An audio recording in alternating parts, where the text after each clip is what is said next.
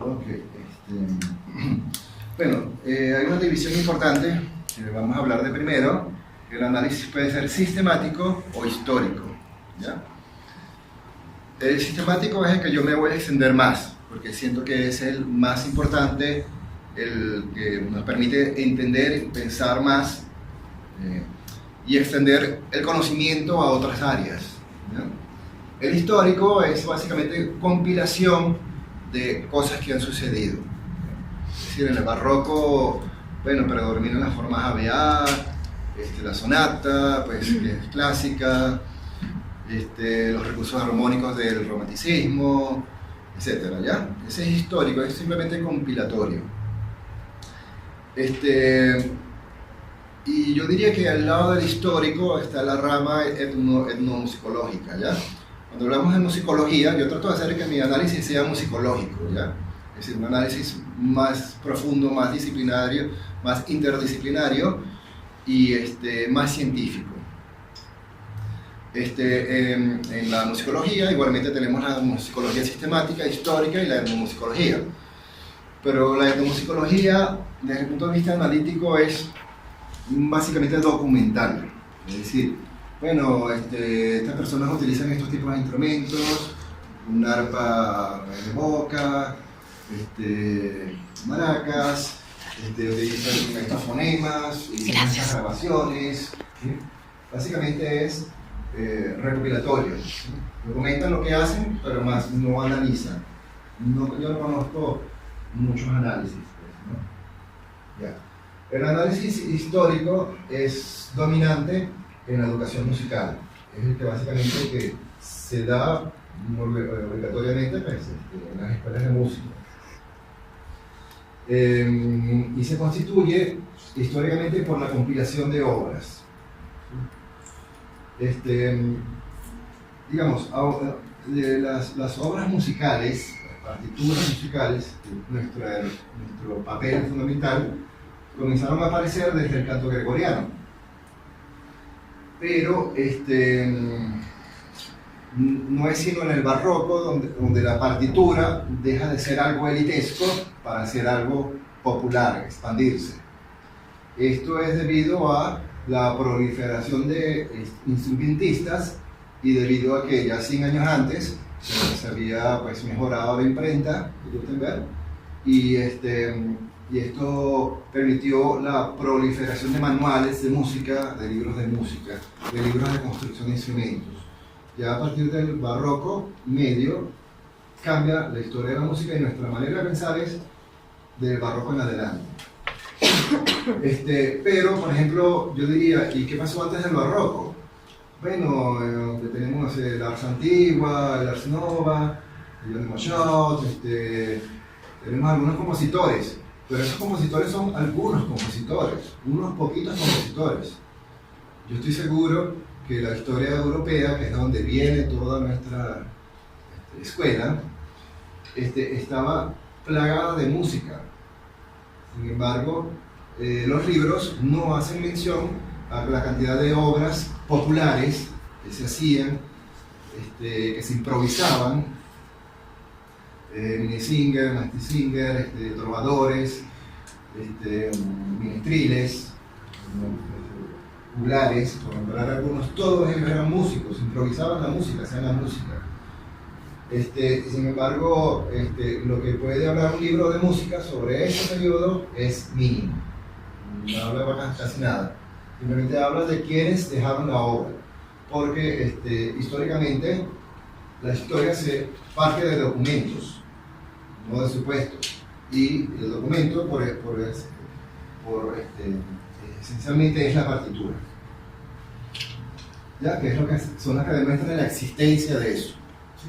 Desde el punto de vista que nosotros hemos conocido. Y obviamente es una visión excluyente. Desafortunadamente es una visión excluyente. Por allí encontré, buscando, indagando en la tesis de una profesora en España que habla de la historia de la improvisación musical.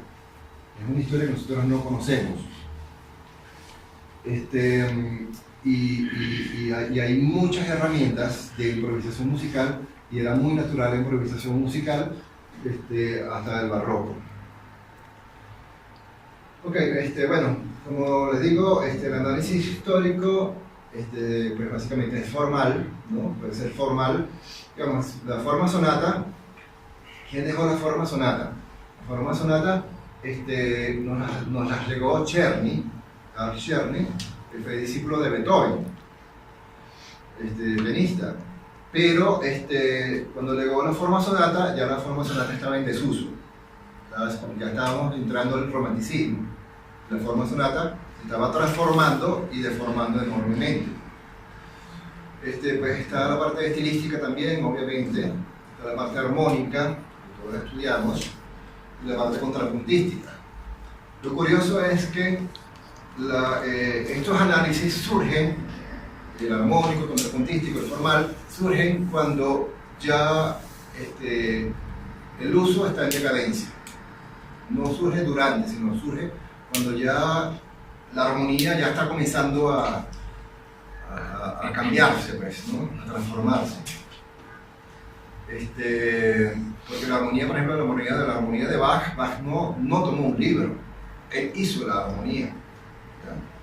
Otros compositores veían a Bach y utilizaban sus ideas, y así sucesivamente. Ok, bueno, dijimos que se inicia con el canto gregoriano, y en el siglo XX pues, se incluyen las grabaciones como elemento documental. ¿Ya? Las grabaciones ya se pueden hacer análisis de la música popular, porque comenzamos a trabajar con grabaciones como elemento probatorio. ¿Ya? Yo tengo publicadas, yo tengo dos canales de YouTube, ¿ya? Un canal es para crear música, es para la escuela de crear música, donde básicamente se muestra la creación musical colectiva, ¿sí? Es como el principio. Y la otra página es una página dedicada al análisis. El otro canal de YouTube es dedicado al análisis. Te voy a mostrar algunos videos, los voy a adelantar porque no da tiempo de verlos completos, pues ya. Pero pueden volver a verlos, ya buscándolos en internet con mi nombre, ¿sí? El primero que les voy a mostrar es el canto gregoriano.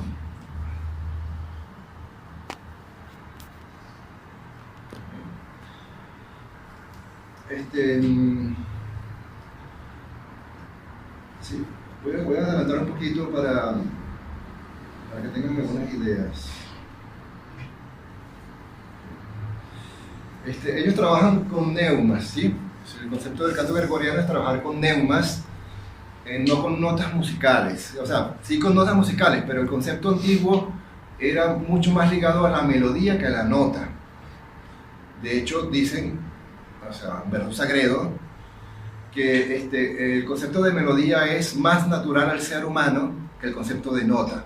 El concepto de nota es una abstracción, ¿sí? En cambio, cuando queremos enseñar a niños, es más fácil trabajar con melodías, a decirle do, re, mi, depende de do, o sea, simplemente tú trabajas con grupos melódicos y es más natural. Ya esos conceptos estaban claros en el canto gregoriano. Vamos a ver mediante una revisión del análisis que el canto gregoriano es una arquitectura de melodías. Es una arquitectura de melodías, ¿ya? En el nivel más elemental están los neumas.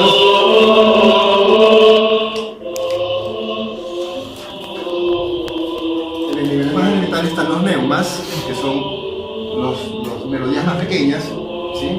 Los neumas son de 2 o 3 notas, básicamente. Bueno, no, son más largas. Estoy hablando de otra cosa. Y los neumas se van componiendo en estructuras mayores, que son incisos, y los neumas se agrupan en incisos, los incisos se agrupan en miembros, y los miembros se agrupan en frases, y las frases se agrupan en períodos, ¿ya? Eso es lo que ellos consideraban el ritmo. El gran ritmo gregoriano es el equilibrio de todas las partes, no es nuestro concepto de ritmo de duraciones. partes, ¿ya? Ellos tenían igual análisis tonal y análisis modal, ¿sí? No me voy a detener en eso ahora, sino me voy a detener en la parte rítmica. Bueno, estamos viendo un pedazo, ¿sí? Utilizan varios tipos de barra mínima, barra media, barra mayor y barra doble. Además de eso, utilizan los ictus, eso que está marcado ahí, TA. Son ictus que se colocan mediante el análisis de reglas del estilo. O sea, esas reglas las dan ellos, ¿sí? La mayoría de los ictus están implícitos en la partitura. Uno saca los ictus por análisis. Y el ictus puede ser arsis o tesis. Ictus significa apoyo, ¿sí? Pero no significa apoyo de énfasis, no es un acento para nada, sino un apoyo arquitectónico, conceptual. Y el ictus puede ser arsis, que significa impulso, o tesis, que puede ser reposo.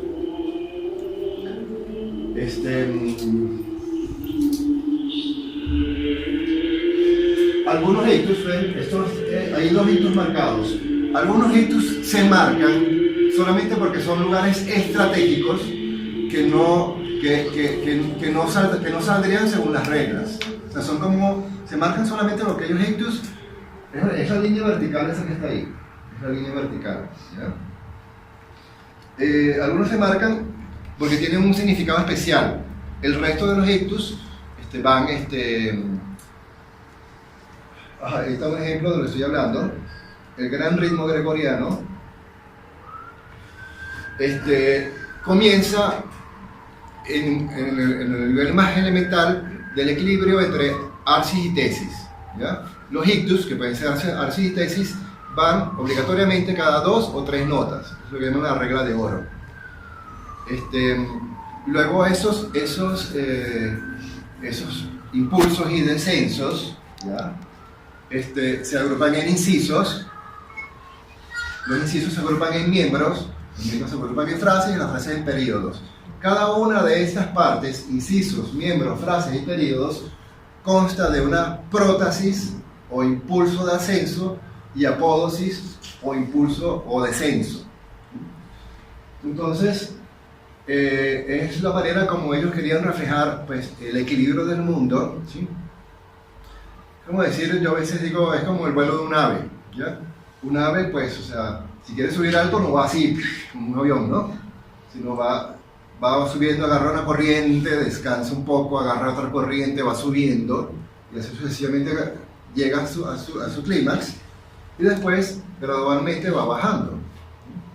Baja, descansa, sube un poco, baja así, y cada una de esas subidas y bajadas está compuesta de pequeños, de subordinados, esfuerzos y reposos.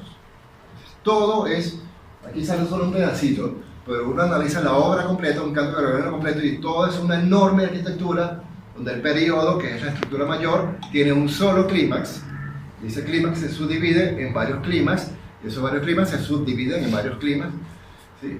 Sucesivamente. Es muy importante, yo hago énfasis aquí, de que el concepto de gestualidad musical es muy importante, y los antiguos lo tenían mucho más claro que nosotros, ¿ya? Nosotros pensamos de una manera muy atomística en cuanto a descomponer, pues, notas y acordes con séptima, novena, segunda aumentada, etc., ¿ya? Me voy a saltar la parte de análisis tonal y modal.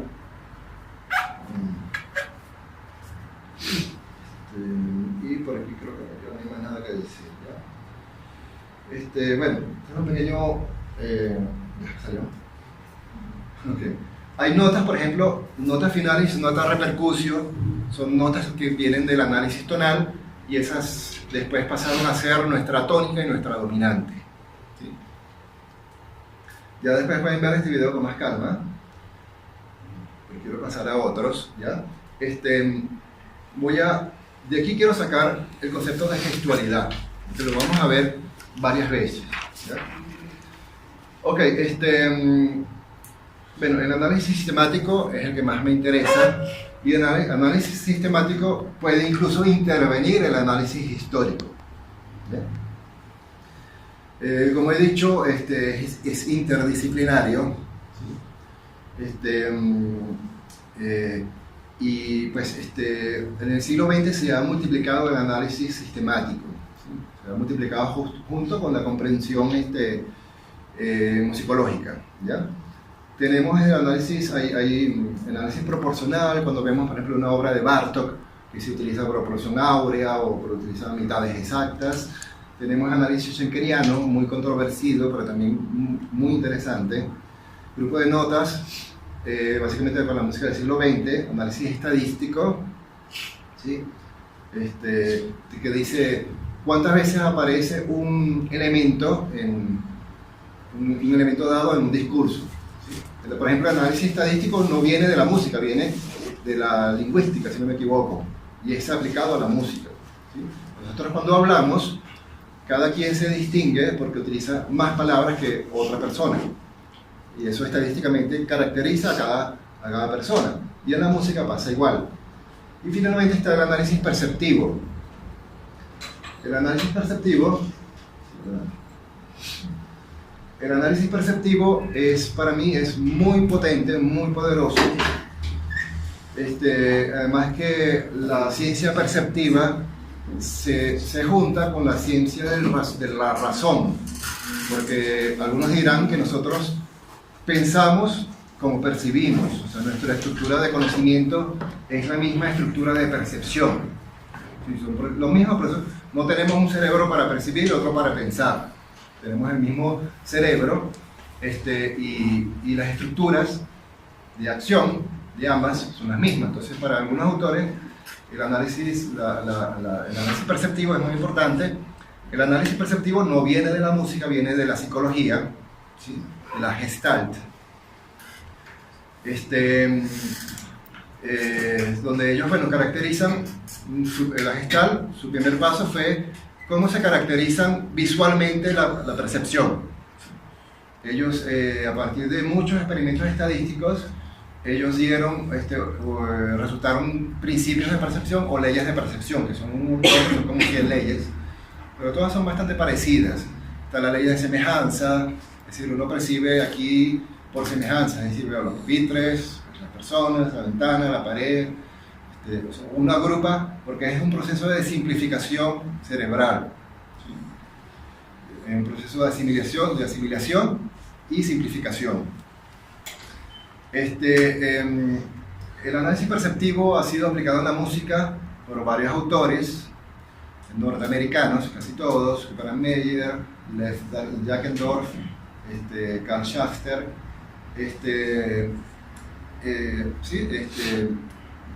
ellos han hecho herramientas de análisis perceptivo muy interesantes, pero yo creo que todavía las que ellos proponen han sido muy limitadas. Y ya les voy a explicar por qué. Y quiero decir que también que hay exponentes latinoamericanos muy importantes: Francisco Croft, María del Carmen Aguilar, Carlos Vega, los tres primeros de Argentina, y Humberto Sagredo Araya, chileno-venezolano, a quien tuve la oportunidad de conocer, y pues no quiero irme de su trabajo, ¿ya? Voy a mostrar un video de Humberto Sagredo, de análisis perceptivo, ¿ya?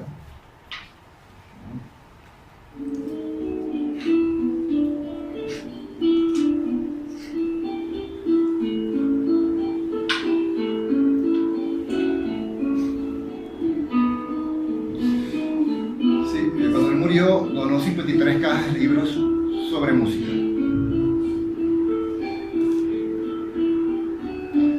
Él vino y él analizó el ritmo del joropo.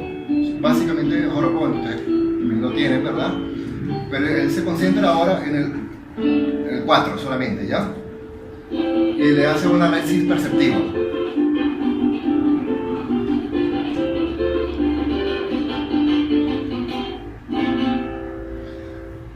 Ok, él aplica el principio de semejanza. Okay, en el rasgado del 4, si yo aplico los procesos de semejanza que ocurren, hay tres tipos de rasgado: rasgado hacia abajo, trum, rasgado hacia arriba y apagado, ¿ya? Ahí están agrupados. Esos tres rasgados Se dice curruchar, rucuchar, curruchar, rucuchar, curruchar, rucuchar. Cuando se tocan rapidísimo, es la base del joropo. Algo más arriba. ¿Ah? Sería otra sonoridad. Porque perceptivamente produce un timbre distinto. O sea, es algo muy elemental, pero estamos trabajando con el inconsciente.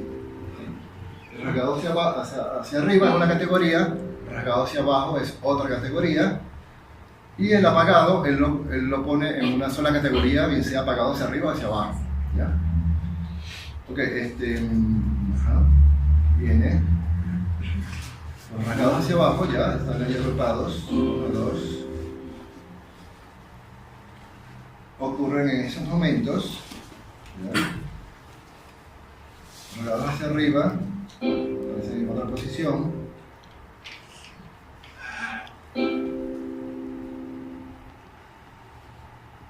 Y los apagados. Él decía que el oído es capaz de percibir muchas sutilezas que no se perciben conscientemente. Por eso es que el rasgado hacia abajo y hacia arriba tienen dos significados perceptivos distintos, aunque sea el mismo acorde. Okay, a continuación, él coloca la duración entre los eventos del mismo nivel.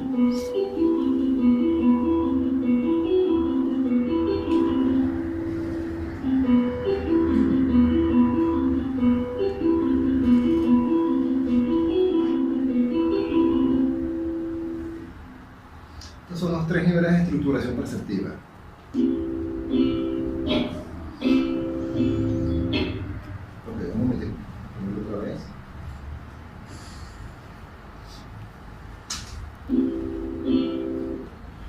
Ya, estos son los 3 niveles de estructuración perceptiva.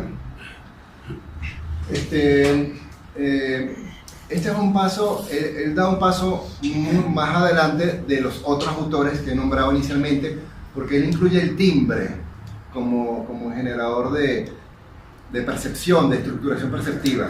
Los compositores, los investigadores iniciales, ellos ya trabajan con categorías perceptivas ya preestablecidas. O sea, el sonido agudo establece un énfasis perceptivo, el sonido grave, el sonido fuerte, el sonido largo, el sonido corto. Son valores que vienen de la partitura. Pero, por ejemplo, él se está extendiendo a la música popular. Entonces, él está utilizando el timbre para hacer un análisis de estructuración perceptiva. ¿Ya? Y este esquema que está aquí, tenemos 3 niveles. Vamos a ver, yo parto de este punto y yo digo lo siguiente, y lo voy a demostrar en muchos otros análisis. Yo demuestro que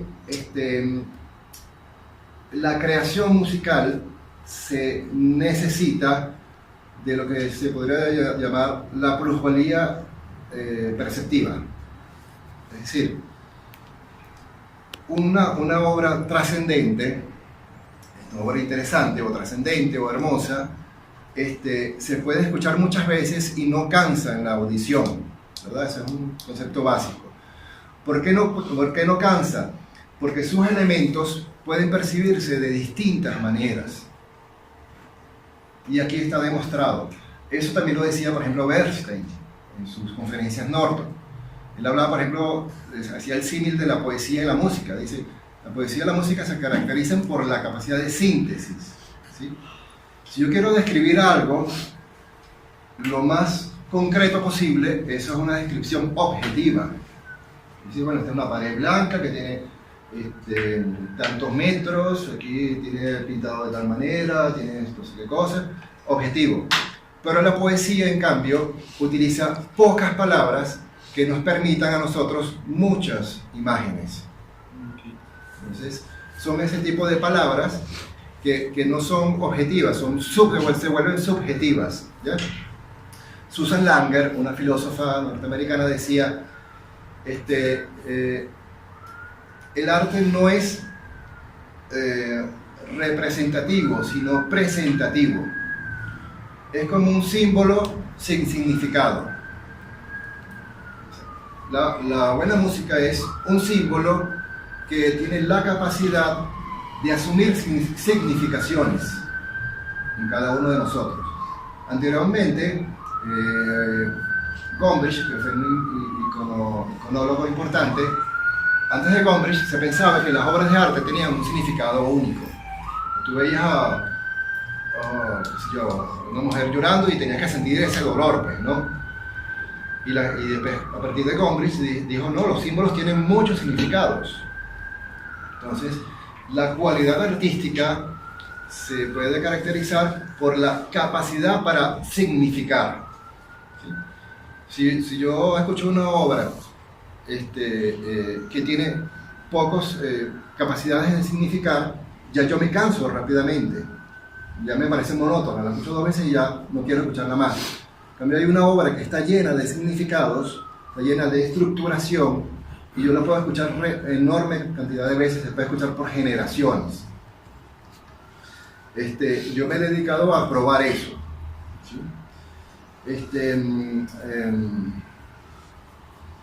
A ver, otra cosa más que iba a decir al respecto era... a ver, bueno, por ahí me vendrá la memoria.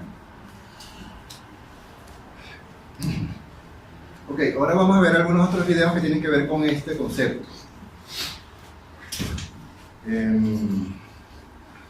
Una cosa muy importante del análisis es ¿para qué sirve el análisis? O sea, ¿para qué yo analizo?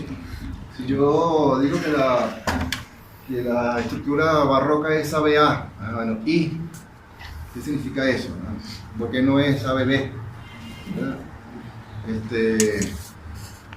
O sea, ¿qué significa que si yo hago un análisis estadístico y me salen así, estas cosas así, barras aquí, barras allá, ¿y qué significa eso? ¿Cómo interpreto yo eso? ¿Para qué me sirve a mí eso? ¿Sí? Entonces, yo creo que si yo digo que, bueno, una música tiene armonías acá y armonías allá, ¿qué significa eso? ¿Por qué no comenzó con un acorde de Do en vez de un acorde de Fa? ¿Cómo hubiese cambiado la música con esto? En el análisis tradicional eso no se puede, no se llega a ese nivel. No se puede saber para qué sirve el análisis.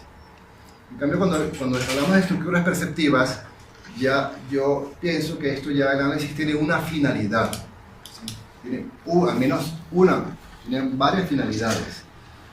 Ok, ¿qué finalidades tiene? En el caso de estructuras perceptivas, yo puedo probar que la música interesante multiplica la estructuración perceptiva, los pocos elementos multiplican la estructuración perceptiva. Y no se trata de hacer más estructuras por hacer más estructura. Una música más complicada no es una mejor música. Eso es erróneo. No es que mientras más complejo y más acordes y más cosas tenga la música, mejor va a ser. Eso es absolutamente equivocado y la historia lo demuestra. Nos hemos quedado con las obras que más nos gustan, son de alguna manera las más sencillas. Dentro de su marco, tampoco son elementales, pues, ¿no?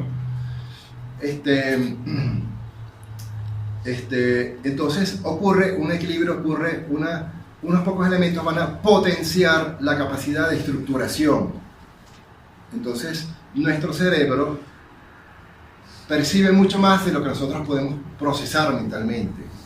Entonces allí viene una atracción, un interés, una atención. Esa es una de las finalidades, demostrar el interés que la música genera. ¿Sí? Este método lo he aplicado por igual pues, en obras académicas, que vamos a ver algunas, lo he aplicado en reggaetón también. Y se ve que una obra, para que permanezca, para que sea agradable repetidamente, tiene que cumplir este parámetro. O sea, lo cumple, no es que tiene que cumplirlo, sino que puedo ver que lo cumple. ¿Sí? El interés, por supuesto, es algo muy complejo y tampoco se puede resumir a una sola cosa. ¿Sí? Pero sí es un punto de partida. Ese es un punto de partida entre otros, que ya les voy a mostrar. Okay, les voy a mostrar cómo ocurre esa síntesis perceptiva en una obra muy elemental de Mozart.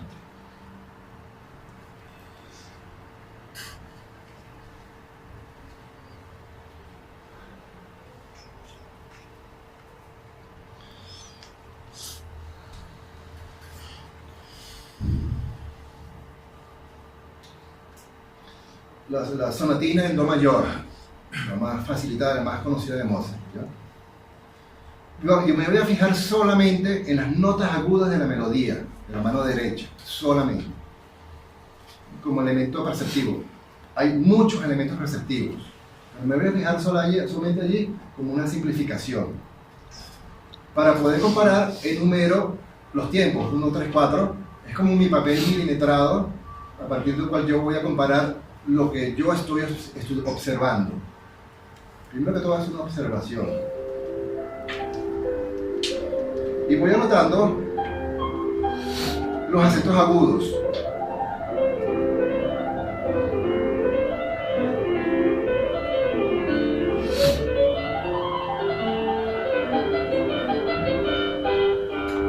Ok. ¿Sí? Después vamos a ver la síntesis de todo.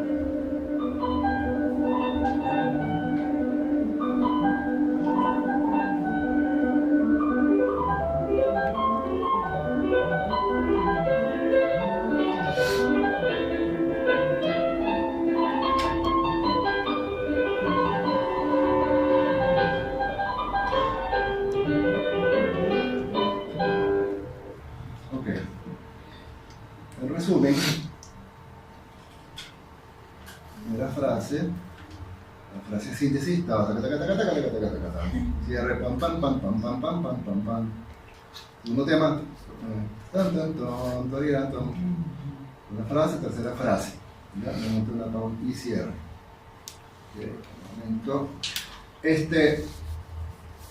En las buenas obras, sea un devenir el escuchar. Entonces, los segundos temas utilizan típicamente momentos sonoros que no han sido aprovechados anteriormente. Típico, pero eso es absolutamente típico. Y eso le da fuerza a la percepción. Si yo en el segundo tema hubiese hecho de nuevo énfasis en el tiempo 4, mi percepción se me va para abajo, mi atención se me va para abajo. Ya deja de haber sorpresa, deja de haber interés. ¿Ya? La segunda frase, igualito, tenemos momentos no utilizados anteriormente. La tercera frase y el cierre. Pues el cierre y la tercera frase utilizan el tiempo 2 y casi nadie lo utiliza. Mientras como es el énfasis final, más se utiliza el tiempo 2 como se enfatiza 2 veces. El tiempo 2 que no ha sido nunca aprovechado antes. Hay obras que muestran esto con una sorprendente exactitud. Yo no creo que dé tiempo hoy de mostrarles un video de análisis de nubes grises de Franz Liszt, una obra de piano muy sencilla, pero él es matemático como va utilizando gradualmente los espacios del compás. Es sorprendente, ¿sabes? Tuvo que haber sido hecho con intención. Casualmente no sale. Lo voy a aplicar. Esta es otra aplicación muy interesante. Sujetos de fuga.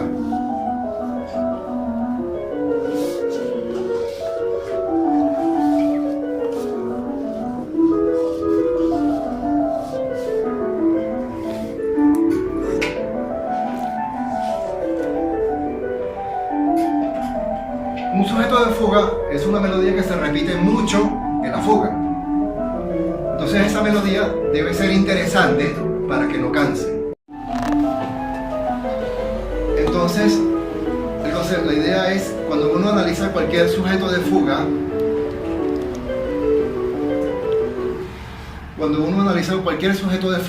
uno se da cuenta de que ese sujeto de fuga tiene distintos elementos sintetizados en una sola melodía.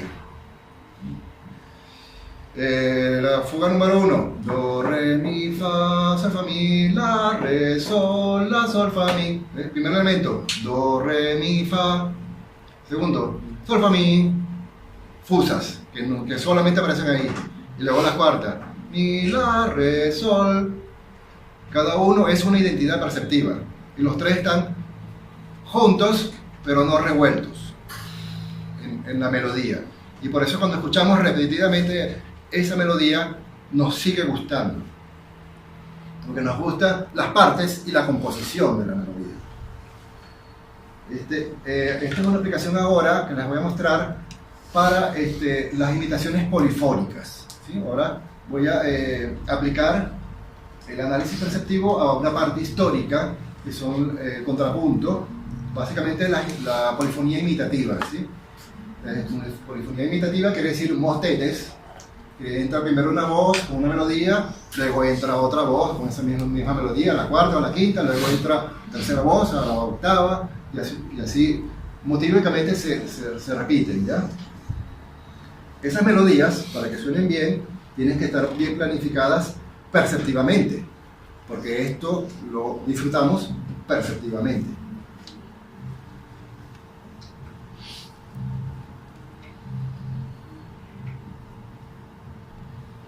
Y las siguientes características perceptivas ayudan a resaltar las melodías imitativas. Porque si yo voy a hacer melodías imitativas, la idea es que se escuchen.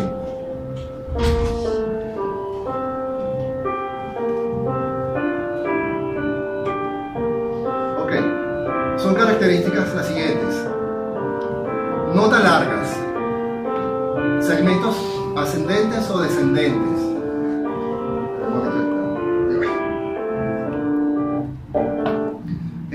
Saltos melódicos de cuarta o quinta, porque son llamativos. Agrupamientos rítmicos ternarios que se salen del compás. Por ejemplo, ahí se ve 1, 2, 3, 1, 2, 3, 1, 2, 3, 1, 2, 3. ¿Sí? La melodía contiene agrupamientos perceptivos que no están con el compás.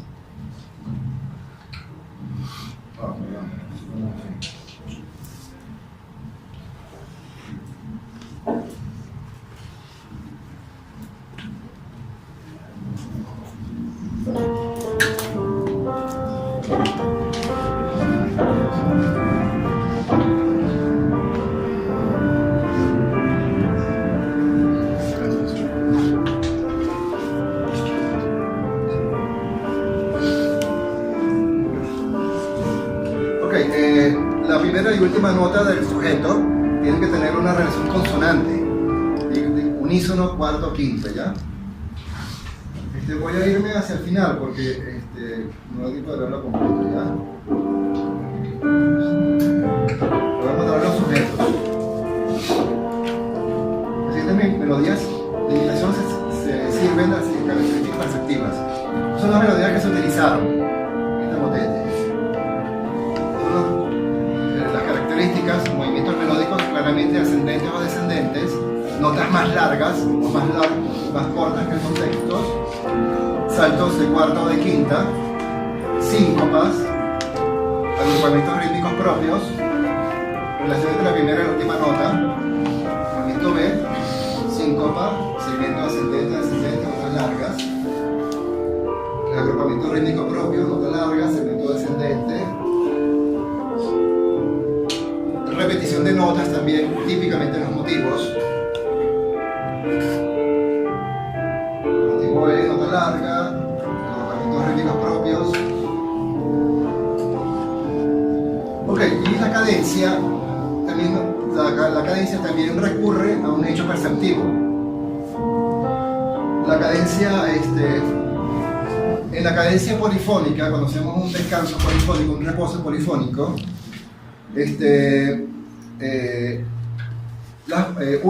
algunas de las voces uniformizan su ritmo, es decir, rompen la polifonía, mientras que otra voz prepara la sensible por cuarta especie.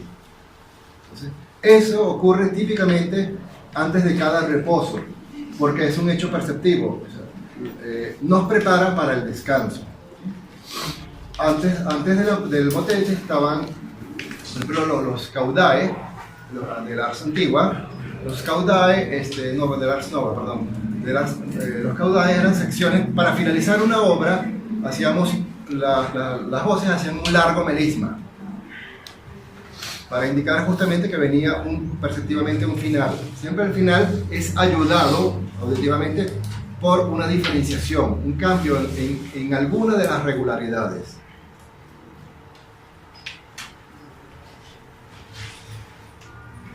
Vamos a hacer este video. Ok, en la forma sonata, voy a irme acá.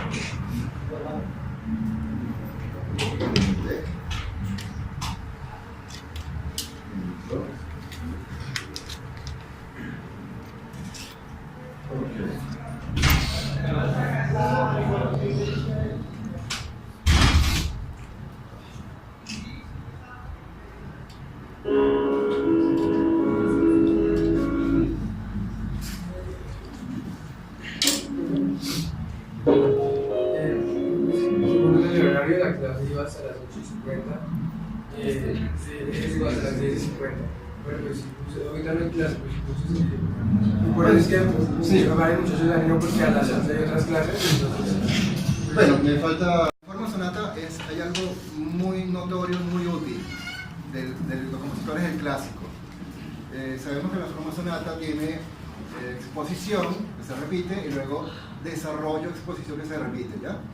En la exposición tenemos primer tema, puente modulante, segundo tema, ¿ya? Ok, hay un segundo tema que es muy común, que es un segundo tema que se compone de 3 frases.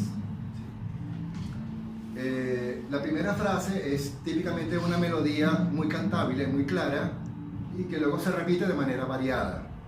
Se repite igualita, pero con algunas variaciones melódicas, no armónicas, sino melódicas. La segunda frase es como una especie de puente, donde pueden haber cambios tonales, cambios de modo, pueden haber sí, cambio de intención, se vuelve más ágil, ¿ya? Y la tercera frase suele ser de nuevo regular, es decir, se compone de varias partes repetitivas. Por ejemplo, miembro 1, miembro 1', miembro 2, miembro 2', típicamente. Este segundo tema es muy frecuente en los compositores clásicos. Ahora, yo en eso yo digo que hay una figura circular. Yo llamo circular a cualquier idea que sea cíclica, repetitiva de alguna manera, ¿ya? Que sea pregunta y respuesta, o sea, una idea y su repetición textual, o una idea y su variación. Cualquiera de esas es para mí una frase circular. Una frase lineal, por el contrario, es una frase que va a tener irregularidades. Entonces, cuando uno ve desde este punto de vista la música clásica del clásico, estos valores circulares y lineal son muy obvios, pero mucho. Digamos, la segundo tema, perdón, la primera frase sería circular, la segunda frase sería lineal y la tercera frase sería circular. Pero la exposición pasa lo mismo. El primer tema es afirmativo y se afirma porque hay repetición de elementos, es circular. El puente modulante es lineal, es transitorio. Y el segundo tema es circular porque en su totalidad repite o afirma elementos. Tenemos circular, lineal, circular. Pero si vemos a la macro forma, desarrollo, exposición, exposición, desarrollo y reexposición, tenemos lo mismo. La exposición es afirmativa, es circular, el desarrollo es totalmente lineal y la reexposición es circular. Yo estaba analizando muchos cuartetos de Mozart y estadísticamente me dicen que sí, que ellos utilizaban eso, pero de montón utilizaban eso. ¿Ya? Bueno, hay 2 videos más que yo previne que no se pudieran mostrar. Ok, y para finalizar, pues, insisto sobre la importancia del análisis musical y sobre la capacidad de profundización que nos tiene. Obviamente el análisis musical es complejo, hay que estudiar mucho, y tiene muchas más aplicaciones de las que he nombrado acá. Por ejemplo, hay algo que Rolando Antonio Pérez Fernández, un musicólogo cubano, él dice que los ritmos ternarios africanos al llegar a América se binarizaron. ¿Sí? Ocurrió un proceso parecido en el Ars Nova. La Ars Nova, que parte de la Ars Antigua, donde todo era básicamente ternario, A partir de Ars Nova comienzan a predominar lentamente las ideas imperfectas, que son binarias. Yo creo que eso es un proceso de simplificación perceptiva. Cuando la música africana llega acá, lo ternario le da un nivel perceptivo, pero cuando comenzamos a mezclarle con armonías, más instrumentos, formas, sonidos, otras letras, la información perceptiva se sube mucho. Entonces bajamos los agrupamientos fundamentales de ternarios a binarios para mantener un equilibrio. Yo pienso que lo mismo pudo haber ocurrido en el Ars Nova. Cuando crecieron la cantidad de instrumentos, se complejizó la polifonía. Entonces bajaron algunos parámetros porque subieron otros. Así de simple. La música griega es un estadio impresionante. La música griega, ellos tenían un sistema repartido de anfiteatros, donde el más pequeñito era de 7.000 para 7.000 espectadores y con piso de mármol. Los demás anfiteatros eran de 17.000 espectadores, 15.000 espectadores. Ellos usaron sus anfiteatros por más de 1000 años para muchos eventos, entre ellos la música. Desafortunadamente nosotros de la música griega no sabemos nada. Como algo tan glorioso no quedó en nada. Mi punto de partida es que ellos no necesitaban escribir porque tenían tan claros los conceptos gestuales que lo hacían. O sea, con una sola nota del teclado tú puedes expresar dolor, fatiga, alegría, correr, caminar, estar detenido, deprimirte o entusiasmarte. Con una sola nota tú puedes hacerlo si tú le transfieres gestualidad. Entonces, yo creo que el análisis nos permite abordar la música griega desde otra perspectiva para comenzar a entenderla. Pierre Schaeffer utiliza elementos muy parecidos a lo que yo he nombrado, perceptivos, para hacer un concepto de generación de instrumentos. Hay otras aplicaciones que vienen incluso a la parte de la ideología, función educativa, la psicología de la música. Jacques Attali, un autor, su libro se llama Ruidos, ensayo sobre la economía política de la música, creo que es muy interesante. Y los procesos de creación o repetición son procesos que en la música son opuestos, se oponen. O sea, o creamos o repetimos, no podemos hacer los dos a la vez. Y él tiene analizado eso, tiene analizado la importancia social de la creación versus la repetición. Y la creación, psicológicamente hablando, tiene un significado. Por ejemplo, Freud hablaba de la sublimación. En la creatividad, pues yo le he aplicado todas estas técnicas todos estos conceptos para generar técnicas creativas. Cómo generar interés a partir de correlaciones, de ocupar espacios. Y por supuesto la metodología musical, ¿ya? Bueno, para finalizar, si tienen alguna duda, con mi nombre en YouTube pueden conseguir los videos completos. El canal de análisis de YouTube es muy complejo como para decírselos acá. Ese es mi correo personal, mi correo de la escuela, la página de la escuela, el canal de la escuela, ¿ya? Y como les digo, con mi nombre pueden conseguir videos de análisis en YouTube, ponen análisis musical y mi nombre, o academia.edu, allí están lo que yo he escrito sobre estos temas. Bueno, eso es todo. A ver, muchísimas gracias.